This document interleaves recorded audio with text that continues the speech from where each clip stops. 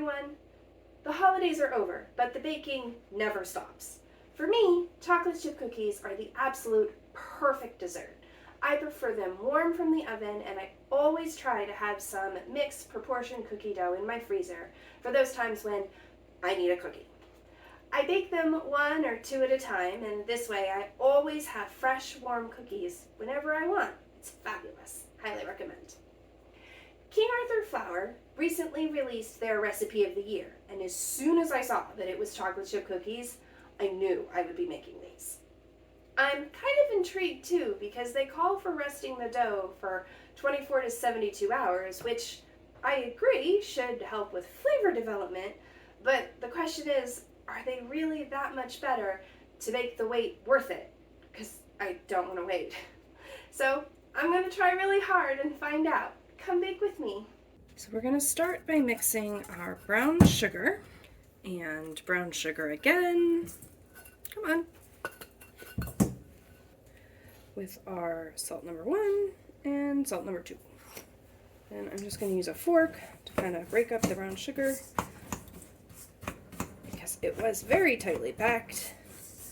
Mix in the salt, and then we set this aside and move on to the next thing. My brown sugar was very lumpy. I really hope this bowl is big enough. We're going to start off with browning our butter.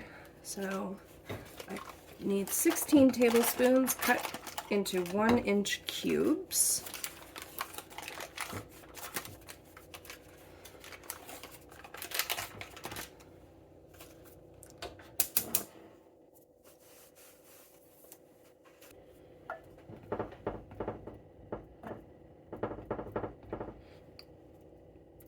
I mean, in theory, the 1-inch cubes help it to melt better, but I really question how much time we're saving by having cut them into the cubes.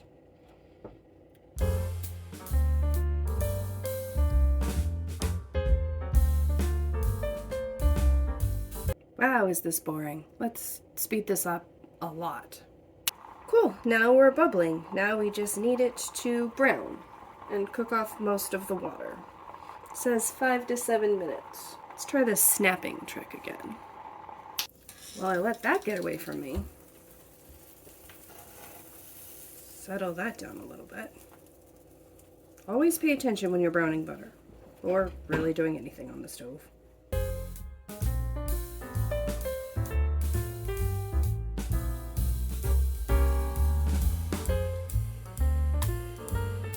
By swirling it, I can see under the foam and see that we are at a nice deep golden color.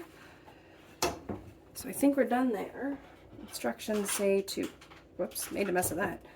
Pour over our brown sugar mixture. Make sure that I get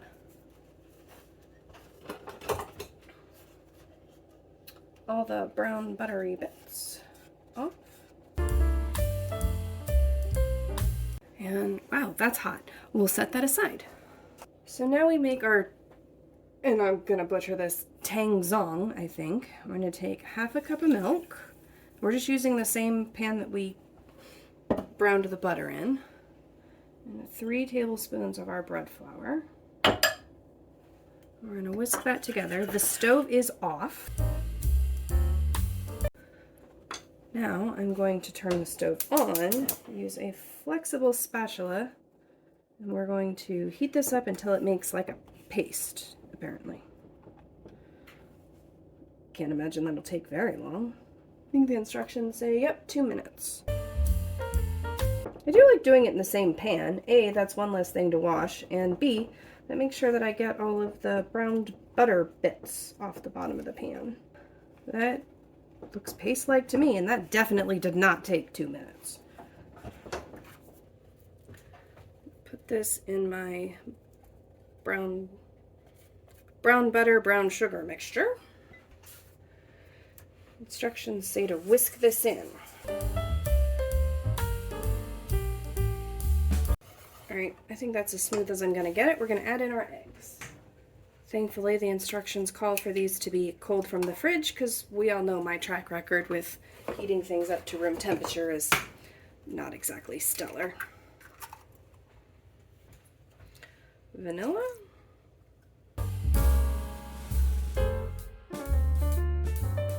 That looks pretty smooth. Now for our dry ingredients. The rest of our bread flour, baking soda, baking powder, number 1, and then 1, 2, 3. And then it says to mix with a flexible spatula. So. I'm just really scraping the bottom hard to make sure that I get all the flour mixture incorporated and I don't have any dry spots.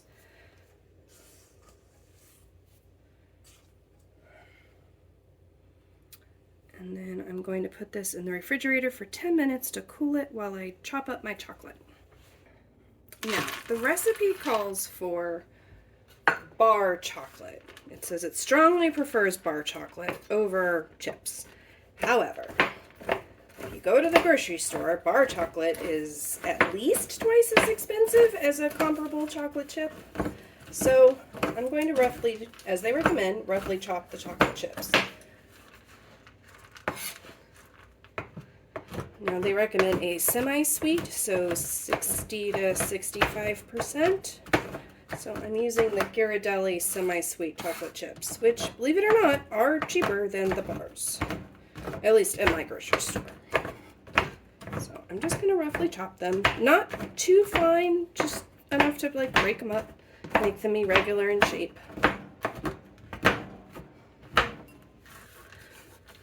I'm using the same bowl I measured out the flour in because I believe in limiting as many dishes as possible. I don't like doing dishes.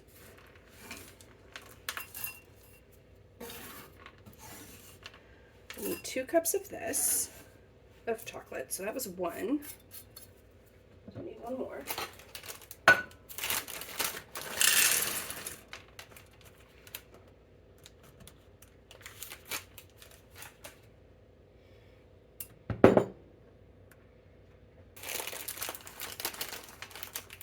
I could have called that done, but let's face it, nobody ever said that this chocolate chip cookie has too many chocolate chips in it. Except my aunt once said that, which was really weird. Now, I would also never advocate for eating raw cookie dough. Of course, you should never do that. Everyone says don't do that. But if you were to have tried the cookie dough before you put it in the fridge, you would have discovered that it has an intense toffee flavor. Not that I did that. Of course I didn't.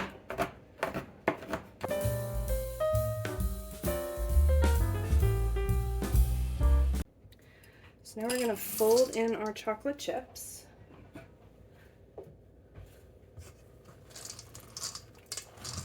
And this batter is thick.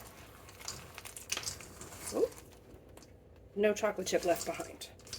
That's a firm policy in my household.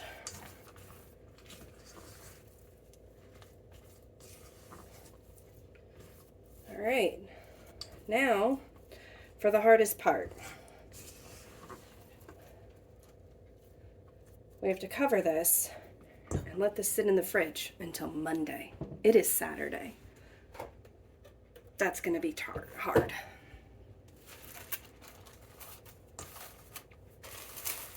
Now, come on.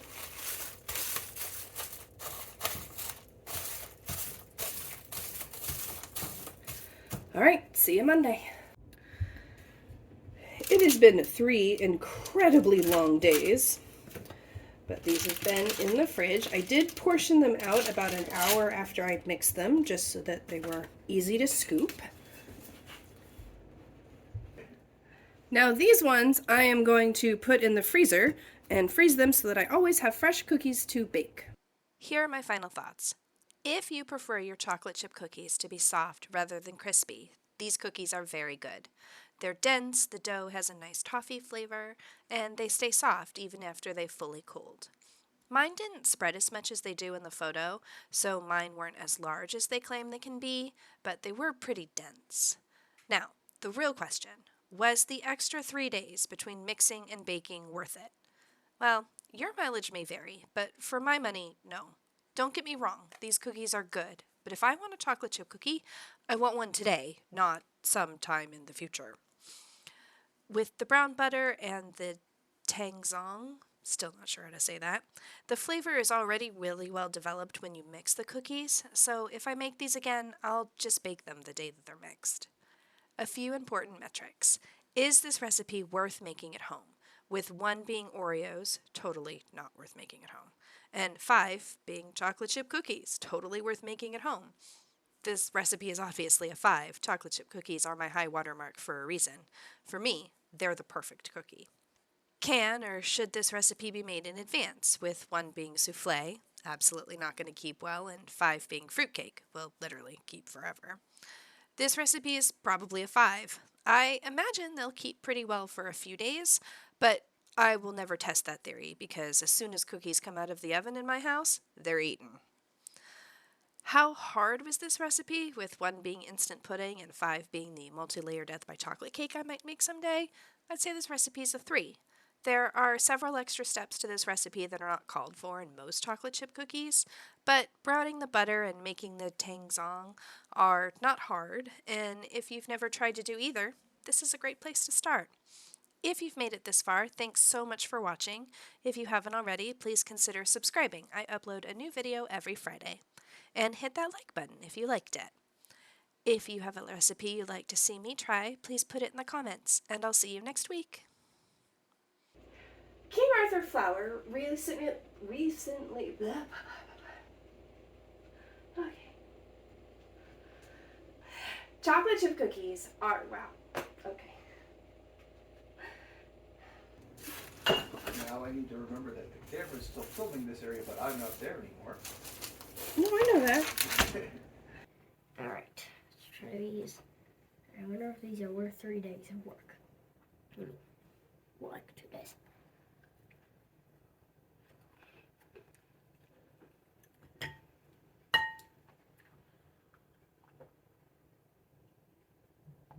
Alright. So, it's basically a chocolate cookie. And it's huge chocolatey, but I don't think these are worth 3 days of work.